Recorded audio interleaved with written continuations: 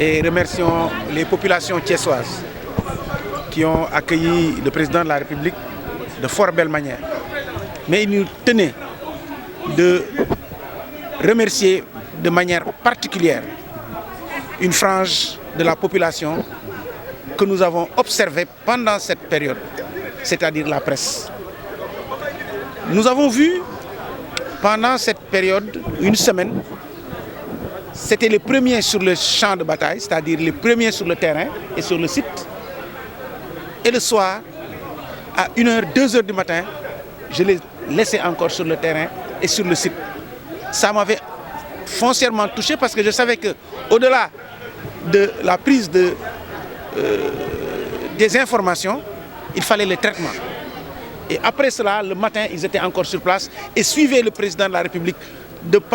au pas de charge toute la journée. Et ça, je m'étais dit, il nous fallait au moins que nous les remercions pour cela. Parce qu'ils ont fait un excellent travail et c'était de notre devoir, en tant qu'acteurs, de les remercier. Mais j'ai été au-delà de ces remerciements et de cette réunion que nous avions eue aujourd'hui.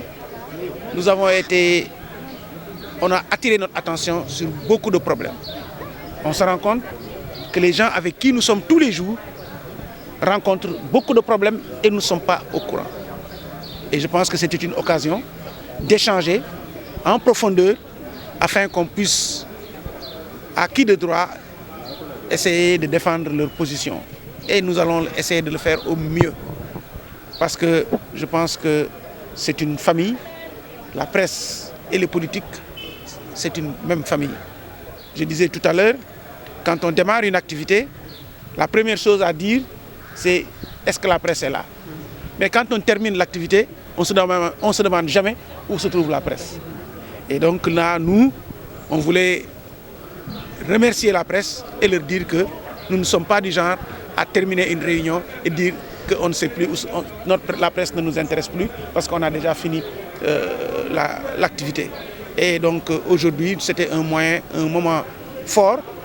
On a échangé et nous allons voir avec l'ensemble des responsables qui sont ici, en particulier mon frère, le ministre Yankhoba Diattara,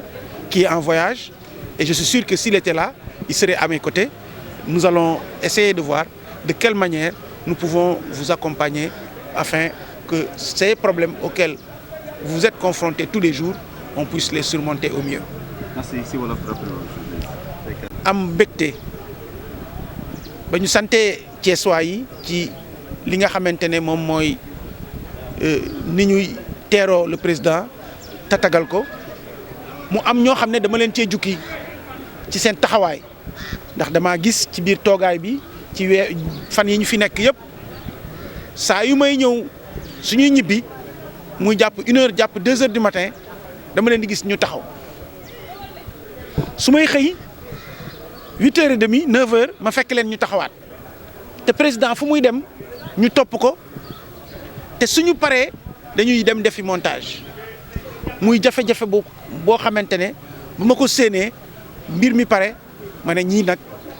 man il faut que ñu sargal leen loolu moo tax tey ma daal di ànd ak sama ay mbokk ak samay xarit pour ñëw sargal leen waaye ba ma ñëwee toog li may wax rek ne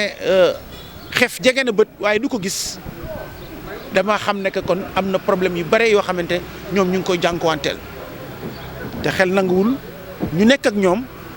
ba ñuy door ba ñuy dal ba tey jii yàlla yóbbuñu ba ñu egg ci yenn niveau yi ba pare tamit ñoom ñu am ci problème yooyu te ñun tam duñ ci jéem a def suñu kéem kàttan pour def ko saafara loolu moo tax tey li olof di wax lare maanaam sànni benn lasper jam ñaari picc bi yoon jam nañu ñaari picc benn bi mooy sargal nañ leen beneen bi dégg nañ leen déglu leen te dinañ seet nan la ñuy def pour saafara li nga xamante ne mooy problème yi nga xam ne ñoo ngeen di jànkuwanteel. yow gëm nga ne presse Thiès amul ñeewul beneen. non waxuma sax presse Thiès ñeewul beneen warul wax ma ñee man ci sama xalaatu bopp presse Thiès moo jiitu presse yëpp ci Sénégal déglu leen ku ci nekk man damay déglu rajo parce que sama homme politique là donc dama war a déglu presse mais saa yooyu dégloo presse ngay dégg correspondant Thiès yi kenn du leen man suñu waxul bés bu pare correspondant Thiès yi téye woon seen loxo information au niveau national dinañ am problème kon waxuma ne sax ñeewuñu kenn waaye nit ñi sax dañ leen war a ñee pour seen taxawaay loolu moo tax tam may ñaan dinaa ci waxtaan ak sama ay ñooñ muy ñi nga xam ne ñoo nekkandoo fii ñu seet nan lañ def pour gën leen accompagner ci coopérative d'habitat parce que xel nanguwul tam ngeen nekk fi di ci liggéey tey ñu war a am yi ñu séddale war ngeen cee bokk. ti tamit accompagnement ci ay formation 3FPT mi ngi fi incha allah soxna Sophie Diallo di doomu Thiès dëkk fi dinaa waxtaan ak moom mu seet nan lañ leen di jàppale. di wax tamit sunu grand frère monsieur le président Idrissa Seck dinañ ko gën a jege moom itam parce que xam naa ne ku bëgg presse la ku ci am xalaat di leen accompagner moom tamit dinañ ko tàllal sunu loxo pour que moom tamit mu accompagner presse bi xam naa ne am na yu mu ci door sax te incha allah ci diir bu gàtt sax ñi présidente dina leen ko wax am na yu mu joxagum yu mu démarré gum waaye comme li ñuy wax paaka kenn du ko jiitu ci baram présidente bi dina leen ko wax waaye tamit du ñu yem ci loolu ak moom dinañ continuer ci mutuelle bi dinañ continuer ci coopérative bi ak beneen tamit moom mooy nu ñuy def ba nga xam te ngeen am benn local boo xam ne yéen a ko moom parce que li ma doon sama xalaat parce que fii mu ne nii peut-être dañuy wut local